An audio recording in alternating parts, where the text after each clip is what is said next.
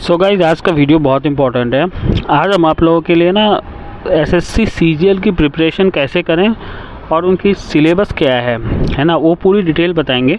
Normally क्या होता है कि इस तरह की बातें तो आप लोगों ने बहुत सुनी होंगी कि आपको ऐसे पढ़ना है वैसे पढ़ना है, बट एक्चुअली क्या पढ़ना है, कौन से बुक से तैयारी करनी है, कैसे वो टाइम मैनेजमेंट कैसे करना है।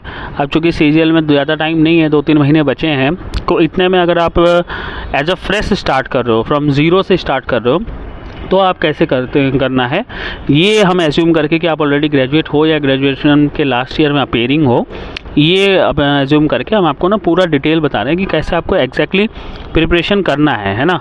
ये बोलना तो बहुत इजी है कि आप इसको 4 घंटे पढ़ लो, 12 घंटे पढ़ लो, 18 घंटे पढ़ लो, है ना, मेहनत करो, ये सारी चीज़ें ठीक है, सुनने में बहुत अच्छी लगती हैं, बट प्रैक्टिकली इससे कुछ सॉल्व होता नहीं है। अगर आपको कोई चीज़ एग्जैक्टली फेस करनी है तो एग्जैक्ट आपका स्टडी प्लान भी होना चाहिए, और एग्जैक्टली कैसे आपको कितने घंटे क्या पढ़ना है, क्या कैसे तैयार करना है, वो सारी चीज़ें आपके पास में ना पेपर पेन साथ नोटेड होना चाहिए। तो सबसे पहले ना हम लोग बात करते हैं कि इसके एग्ज़ाम होते कैसे हैं। देखिए टायर 1 में क्या होता है, आपके पास में 4 बेसिक सब्जेक्ट हैं, जनरल इंटेलिजेंस और रीजनिंग, ठीक है, ये आपका पहला सब्जेक्ट है। सेकेंड जो आपका सब्जेक्ट है वो है आपका जनरल अवेयरनेस, है ना, इसमें आपसे पूछे जाते हैं करंट अफेयर्स वगैरह, ये सारी की सारी इन्फॉर्मेशन आपसे जनरल अवेयरनेस में पूछी जाती है। तीसरा आपका मैथ और रीजनिंग हो गया, सॉरी मैथमेटिक्स हो गया, और चौथा जो आपका सेक्शन है वो आपका हो गया इंग्लिश, ठीक है। तो ये चारों सेक्शंस हैं जो बहुत इंपॉर्टेंट हैं, और इम्पॉर्टेंट क्या है, यही 4 सेक्शंस हैं ये इसमें, ठीक है। तो ये कैसे कैसे प्रिपेयर करना है, मैं आपको पहले इंडिकेटिव सिलेबस बताता हूँ। सबसे पहले हम लोग बात कर लेते हैं जनरल इंटेलिजेंस और रीजनिंग की, ठीक है। तो इसमें क्या होता है, देखिए इसमें वर्बल और नॉन वर्बल दोनों टाइप के क्वेश्चन आते हैं। अब वर्बल क्या होता है, जो लैंग्वेज से रिलेटेड हो, मौखिक हम कह सकते हैं, है ना, जो आप देख के ही बता सकते हो, या जो लैंग्वेज से रिलेटेड है। नॉन वर्बल हो गया आपका जो आप लैंग्वेज से रिलेटेड नहीं है, जैसे डायग्राम्स आ गए कि पहला डायग्राम हम मान के चलो लेफ़्ट की साइड मुड़ा है, फिर उसके बाद अगला जो है वो नीचे मुड़ा है, फिर उसके बाद आपका राइट के साइड मुड़ा है, ठीक है। तो अब अगला जो डायग्राम होगा उसका जो ट्रायंगल होगा वो ऊपर की तरफ मुड़ा होगा, या जो भी पार्ट है वो ऊपर की तरफ मुड़ा होगा, है ना। तो इसमें ये लोग क्या करते हैं, जो नॉन वर्बल क्वेश्चन है इसमें ये लोग एक सर्कल दे देते हैं, उसमें आधा पेंट कर देते हैं, है ना, फिर ट्रायंगल होता है, और फिर उसके साथ में कोई और मान लो स्टार है, तो उसको मूव करते हैं, ट्रायंगल को भी मूव करते हैं, सर्कल को भी मूव करते हैं। तो ज़्यादातर बच्चे क्या गलती करते हैं ना कि वो ट्रायंगल को पकड़ लेते हैं कि हाँ ट्रायंगल ऐसे घुमा ऐसे घुमा ऐसे घुमा, तो अब ट्रायंगल का कोना ऊपर की तरफ जाएगा, बट उसके साथ में जो सर्कल है उस पर ध्यान नहीं देते, है ना। उनको लगता है हाँ ये फिगर में ट्रायंगल ऊपर है तो यही होगा, बट ऐसा नहीं होता, उसमें और भी 2-3 उसी बॉक्स के अंदर और भी छोटे छोटे 2-3 डायग्राम होते हैं, है ना, तो वो भी ऊपर होना चाहिए। तो उस हिसाब से ना आपको इन फिगर्स को बड़े ध्यान से देख के सॉल्व करना होता है। ये आपका बेसिकली नॉन वर्बल क्वेश्चन हो गए, ठीक है। और फिर अब अगर हम इसकी टोटल उसकी बात करें तो सिलेबस की बात करें रीजनिंग में, ठीक है, तो इसमें आप ये देख लीजिए कि आपके पास एनालॉजीज आएंगे, सिमिलरिटी और डिफरेंस आएगा, स्पेस विजुअलाइजेशन आएगा, है ना, स्पेशियल ओरिएंटेशन आएगा, प्रॉब्लम सॉल्विंग जो भी हो गया आपका, एनालिसिस करने के लिए आएगा, जजमेंट करने के लिए आएगा, है ना, डिसीजन मेकिंग क्वेश्चंस होते हैं, विजुअल मेमोरी होता है, डिस्क्रिमिनेशन होता है, ऑब्जर्वेशन होता है, रिलेशनशिप कॉन्सेप्ट होते हैं ना, जैसे कि राम की मदर की फादर की सिस्टर का लड़का वो है, तो आप बताइए कि जो एक्स है वो राम से कैसे रिलेटेड है, इस टाइप के क्वेश्चंस होते हैं, ठीक है। ऑटोमेटिकल रीजनिंग होते हैं, जैसे मान के चलिए कि कुछ भी दे दिया, जैसे मान लीजिए कि in a certain language apple is written at 1 2 3 4 5, है ना, तो आप बताइए कि सन कैसे लिखा जाएगा, इस टाइप के क्वेश्चंस आते हैं, ठीक है। और इसके अलावा आपका जो और है ना, अर्थमेटिकल नंबर सीरीज आते हैं, है ना, जैसे 3 का स्क्वायर होता है, 4 का स्क्वायर होता है, फिर 5 का स्क्वायर होता है, और फिर 6 का स्क्वायर आपसे पूछा जाता है ना।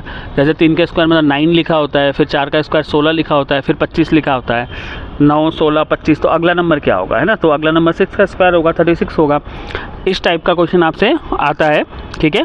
कोडिंग और डिकोडिंग करने के लिए आते हैं, स्टेटमेंट कंक्लूजन आता है, साइलोजिस्टिक रीजनिंग आते हैं, है ना, और सिमेंटिक एनालॉजी आता है ना, सिंबॉलिक नंबर एनालॉजी होता है, फिगरल एनालॉजी होता है, सिमेंटिक क्लासिफिकेशन होता है, symbolic number classification, figure classification, semantic series, number series, problem solving, word building, coding and decoding, number operation, symbolic operation, trend, space orientation, space visualisation में बता ही दिया था आपको, वेन डायग्राम्स आते हैं, है ना, ड्राइंग इन्फ्रेंस आता है, पंच होल पैटर्न फोल्डिंग, ठीक है, जैसे मान के चलो कि कोई पेपर को फोल्ड करने के बाद उसमें हमने एक पंच कर दिया, तो उसके जो पेपर को हम अनफोल्ड करेंगे तो कहाँ कहाँ पे होल बनेंगे, है ना, इस टाइप के क्वेश्चन होते हैं।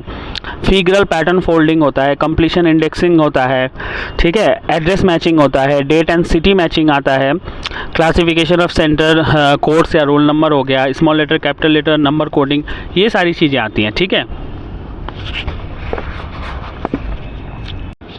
इसके अलावा जो क्वेश्चंस आते हैं ना, ये आपके एम्बेडेड फिगर होते हैं, क्रिटिकल थिंकिंग, इमोशनल इंटेलिजेंस और सोशल इंटेलिजेंस के भी क्वेश्चन आते हैं, ठीक है।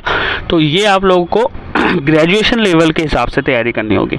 अब देखिए ग्रेजुएशन यहाँ पर आप ध्यान रखिएगा, जनरल अवेयरनेस जो आपसे पूछा जाएगा, रीजनिंग जो पूछा जाएगा और इंग्लिश पूछा जाएगा, वो ये एज्यूम करके कि आप ग्रेजुएट हो, उस लेवल के हिसाब से क्वेश्चन आएंगे, ठीक है। जबकि आपका पार्ट डी जो हम क्वांटिटेटिव एप्टीट्यूड कहते हैं, मैथमेटिक्स जो हो गया आपका, ठीक है, वो आपका आएगा 10th क्लास के लेवल के हिसाब से, ठीक है। अब यहाँ पे हम थोड़ा सा ना मैथ का देख लेते हैं। देखिए जनरल अवेयरनेस में कुछ भी नहीं है, कल्चरल हिस्ट्री, ज्योग्राफी, इकोनॉमी, इनसे रिलेटेड जो भी क्वेश्चन होता है वो सारे के सारे क्वेश्चन आपके करंट अफेयर से रिलेटेड वही पूछे जाते हैं जनरल अवेयरनेस में। और इंग्लिश में आपका, ठीक है, कि आप किस हिसाब से आपकी एबिलिटी है इंग्लिश की, कि पैराग्राफ में, है ना, और इस टाइप के क्वेश्चन पूछे जाते हैं, फिल इन द ब्लैंक्स पूछे जाते हैं, सिनोनिम्स एंटोनिम्स पूछे जाते हैं, ये सारे, बट वो सारे के सारे होते हैं ग्रेजुएशन लेवल के, ठीक है। अब हम आ जाते हैं जिस सिलेबस पे आप वर्कआउट कर सकते हो सबसे ज़्यादा, वो होता है मैथमेटिक्स, ठीक है। देखिए आप ये भी समझिए कि मैथ में और रीजनिंग में आप जितना ज़्यादा प्रैक्टिस करेंगे ना, आपकी टाइम उतनी ही सेव होगी। इंग्लिश में बड़ा जनरल अवेयरनेस में बड़ी सीधी सी बात होती है, इंग्लिश में बड़ी सीधी सी बात है, या तो आपको आता है या तो नहीं आता है। अगर आपको लगता है कि 1/4 आप अफोर्ड कर सकते हो नेगेटिव मार्किंग, तो आप उस क्वेश्चन को सॉल्व करिए। आपको लगता है कि नहीं, आपको बिल्कुल ही नहीं पता, तो उसे मत सॉल्व करिए, छोड़ दीजिए, है ना। इसमें ज़्यादा टाइम आपका लगता नहीं है जनरल अवेयरनेस में और इंग्लिश में, ठीक है। बट मैथ और रीजनिंग में क्या होता है, आप जितनी ज़्यादा प्रैक्टिस करेंगे ना, आपकी स्पीड उतनी ही ज़्यादा बढ़ जाएगी। अब स्पीड बढ़ेगी तो आपको वहाँ पर टाइम बचेगा। भाई अगर मान लीजिए आपसे पूछा गया कि क्या नाम है, जब यूक्रेन और रशिया का लड़ाई चल रहा था या चल रहा है अभी भी, तो उस समय रशिया का प्रेसिडेंट कौन था, तो आपको पता होगा पुतिन है या तो नहीं है ना। तो उसमें आपका ज़्यादा टाइम है नहीं, ऐसा सोचने जैसा कुछ बहुत ज़्यादा होता नहीं है ना। नॉर्मली आप रिकॉल करते हो, आपको याद आ जाता है, फर्स्ट इंस्टेंस में आपको जो लगता है वही आंसर इसके होते ही हैं, ठीक है। अब आ जाते हैं हम क्वान्टिटेटिव एप्टीट्यूड यानी मैथमेटिक्स में, ठीक है। अब देखिए मैथमेटिक्स में क्या आपसे पूछे जाएंगे, the scope of the test will be computation of whole numbers, ठीक है। होल नंबर आप जानते ही हैं, डेसिमल्स, ठीक है, पॉइंट वाले जो क्वेश्चन होते हैं, फ्रैक्शन एंड रिलेशनशिप्स, ठीक है, फ्रैक्शन बिटवीन नंबर्स, है ना। जैसे कि 100 है तो उसका 1/3 यानी 1/3 33.33 हो गया, है ना, 1/3, इसको हम फ्रैक्शंस बोलते हैं, ठीक है। परसेंटेज आप बहुत अच्छे से जानते हो, नंबर्स और परसेंटेज के बीच में जो फ्रैक्शन रिलेट कर दिया, जैसे 1/3 आपका फ्रैक्शन है और इसका परसेंटेज हो गया 33.33, 1/2 का परसेंटेज हो गया 50, ठीक है। तो इस टाइप के जो क्वेश्चंस होते हैं, रेशियो एंड प्रोपोर्शन आपका हो गया, ठीक है। स्क्वायर रूट, वर्गमूल जिसको हम हिंदी में बोलते हैं, है ना, जैसे 16 का स्क्वायर रूट आपका 4 है। एवरेजेस हो गए, ठीक है, हम एवरेज कैसे निकालते हैं, और उससे रिलेटेड बहुत सारे क्वेश्चंस आ जाते हैं, ठीक है, कि 5 बच्चे हैं, उसमें से टोटल का जो एवरेज हाइट है वो 5.5 इंच है ना। तो आपको बताना होगा कि क्या नाम है, उसमें जो 4 बच्चों का आपको हाइट दे दिया और एवरेज हाइट दे दिया 5.5, तो आपको 5वें बच्चे का हाइट बताना होगा। इस टाइप के क्वेश्चंस आ जाते हैं, ठीक है। इंटरेस्ट आप जानते ही हो, है ना, कंपाउंड इंटरेस्ट और सिंपल इंटरेस्ट दोनों ही होते हैं, इसमें दोनों की आपको प्रिपरेशन करनी है। देखिए इंटरेस्ट के लिए ना आप अभी चलिए बुक्स की में हम बात करते हैं, ठीक है। प्रॉफिट एंड लॉस हो गया आपका, डिस्काउंट हो गया, पार्टनरशिप बिजनेस हो गया, मिक्सचर एंड एलिगेशन हो गया, टाइम एंड डिस्टेंस हो गया, टाइम एंड वर्क हो गया, basic algebraic identities of school algebra and elementary surds हो गया, graph of linear equations, triangle and its various kind of centres, ठीक है। Congruence and similarity of triangle, circle and its chords, tangent, angle subtended by a circle, chords of a circle, common tangent to 2 or more circle, triangle, quadrilateral, regular polygon, circle, right prism, right circular cone, right circular cylinder, sphere, hemisphere, rectangular, parallel, regular right pyramid with triangle और square base, ठीक है। Trigonometric ratio आपसे पूछे जाते हैं, sine cos theta वाले, degree and radian measures हो गया, स्टैंडर्ड आइडेंटिटीज़ हो गए, ठीक है, जो भी आइडेंटिटीज आपने पढ़ी होंगी, कम्प्लीमेंट्री एंगल हो गए, हाइट एंड डिस्टेंस हो गया, हिस्टोग्राम हो गया, फ्रीक्वेंसी, पॉलीगन, बार डायग्राम और पाई चार्ट, ये सारे आपके मैथ के सिलेबस हैं, ठीक है। अब अल्टीमेटली क्वेश्चन यही आता है कि इनकी प्रिपरेशन करनी कैसे है। देखिए, जो बेस्ट तरीका है आप जनरल अवेयरनेस के लिए, ठीक है, बहुत सारे अच्छे वेबसाइट्स हैं, आप हमारे चैनल को भी फॉलो कर सकते हैं, ठीक है। अभी तक हमने जनरल अवेयरनेस में कोई रिलेटेड वीडियो डाले नहीं हैं, ठीक है, बट जब तक आपका सीजीएल स्टार्ट होगा तब तक इसमें बहुत सारे आपको शॉर्ट्स और वीडियोस दोनों आने लगेंगे, ठीक है। तो आप हमारे चैनल को तो फॉलो करिए ही, बट वो सफिशिएंट नहीं है। मैं आप लोगों को बोल दूँ कि नहीं हमारे चैनल से आपकी पूरी प्रिपरेशन हो जाएगी, तो वो होगा नहीं, ठीक है। बेस्ट है कि आप प्रतियोगिता दर्पण जो बुक आती है बहुत सस्ती सी आती है, 15-20 रुपये की, वो आप खरीद लीजिए। देखिए, डेली न्यूज़पेपर खरीदना ठीक है, हर पॉसिबल है आपके लिए तो अच्छी बात है, नहीं पॉसिबल है तो कोई ज़रूरी नहीं है कि डेली आप 5-6 रुपये का न्यूज़पेपर खरीदिए, महीने का 200 रुपये हो जाता है, बेटर है। और उसमें बहुत सारे अनरिलेटेड इन्फॉर्मेशन होता है, उससे छांटना भी बड़ा कॉम्प्लिकेटेड है, तो बेस्ट है कि आप लोग प्रतियोगिता दर्पण खरीद लीजिए। और इसके अलावा ना एक बहुत अच्छी वेबसाइट है आपकी जागरण वालों की, जागरण जोश है ना, उसमें करंट अफेयर्स बहुत अच्छे रहते हैं, और वो ना PDF भी आपको बड़े सस्ते प्राइसेस में दे देते हैं, 10-15-20 रुपये में 1 महीने 2 महीने का PDF आता है। तो आप लास्ट जिस डेट का एग्ज़ाम है उससे लास्ट 6 महीने का PDF ले लीजिए, उसमें से काफ़ी क्वेश्चन फंसते भी हैं।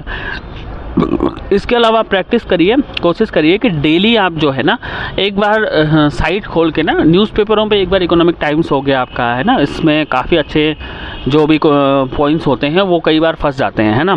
इकोनॉमिक टाइम्स आप एक बार सरसरी पढ़ लीजिए, ठीक है। हाँ, जो भी मतलब आपको लगता है कि एग्ज़ाम पर उससे इम्पोर्टेंट है, बेफालतू के डिस्कशंस पढ़ने में, है ना, और इस टाइप के क्वेश्चन पूछे नहीं जाते, वो आप इग्नोर करिए, है ना। आपका अगर आप बैंकिंग IBPS की भी साथ में तैयारी कर रहे हैं तो रेपो रेट वगैरह से रिलेटेड क्वेश्चन आपके हो गए, है ना। इसके अलावा जो आपको लगता है कि हाँ लास्ट पैटर्न से ना कि ये टॉपिक पूछे जाते हैं, इकोनॉमिक्स से रिलेटेड बहुत सारे क्वेश्चन पूछे जाते हैं, ठीक है।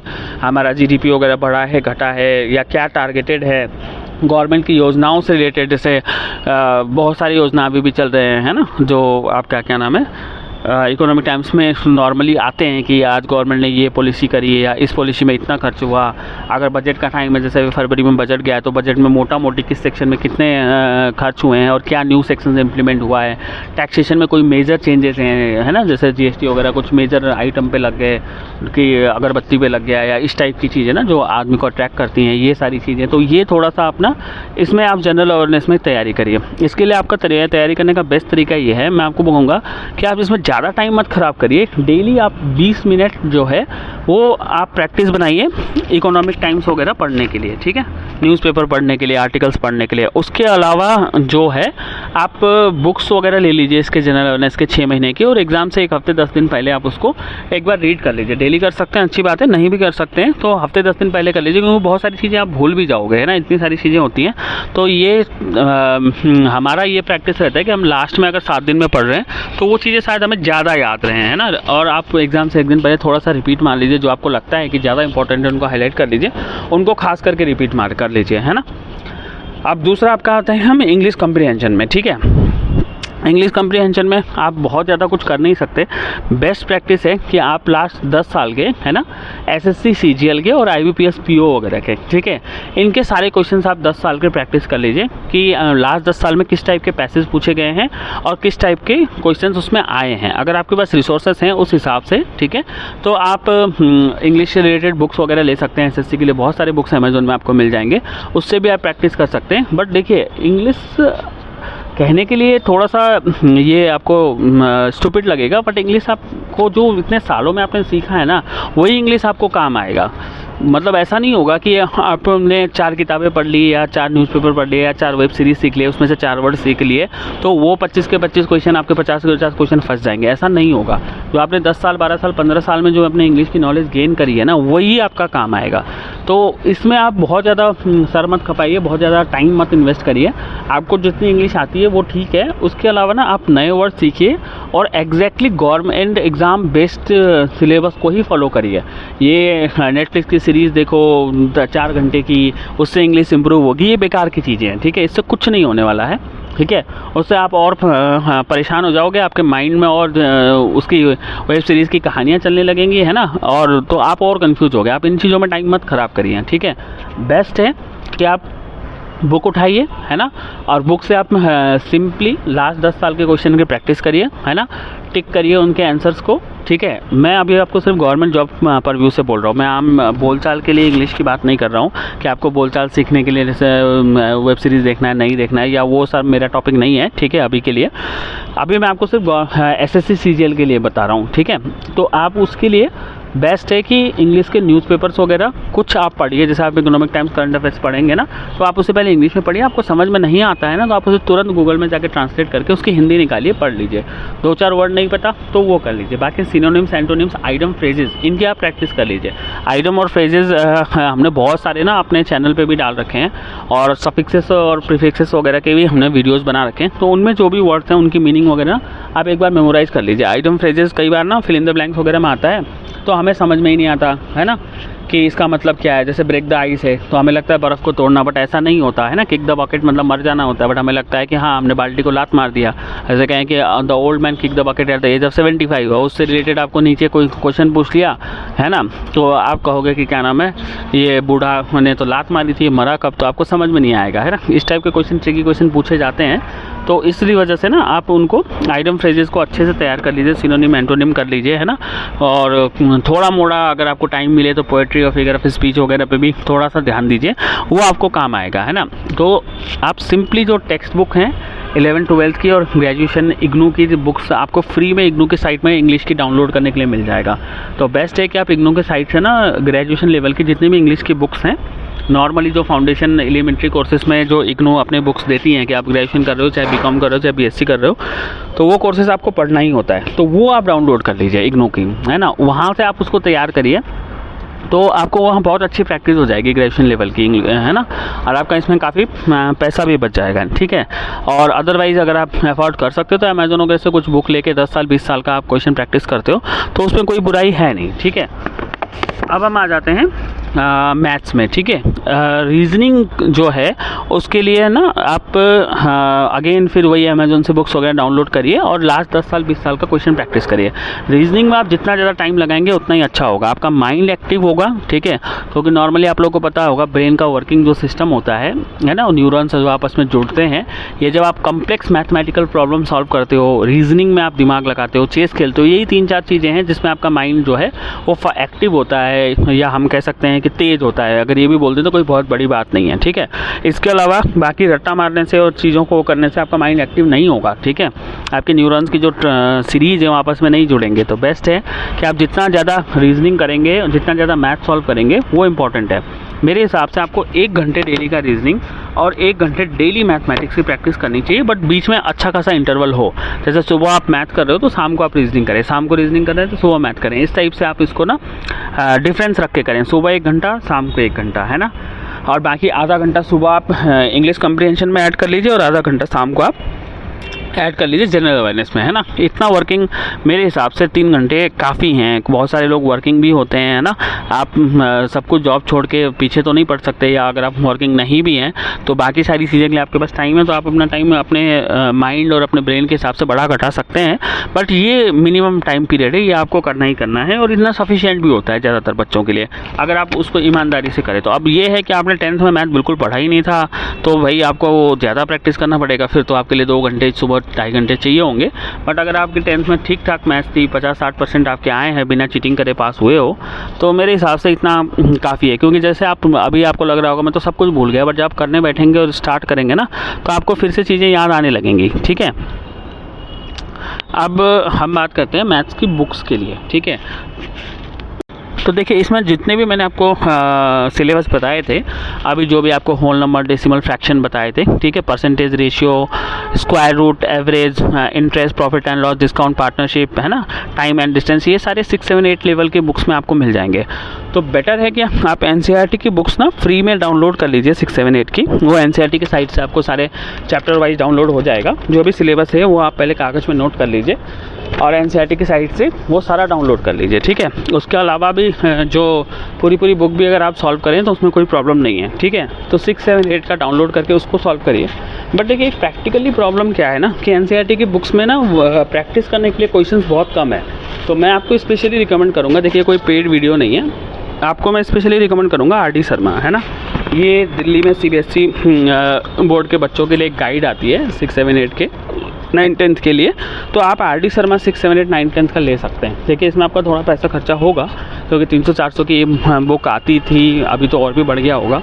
और 6 का आप छोड़ दीजिए, है ना। 7th, 8th, 9th और 10th ये 4 क्लास का ना आप आर.डी. शर्मा ले लीजिए।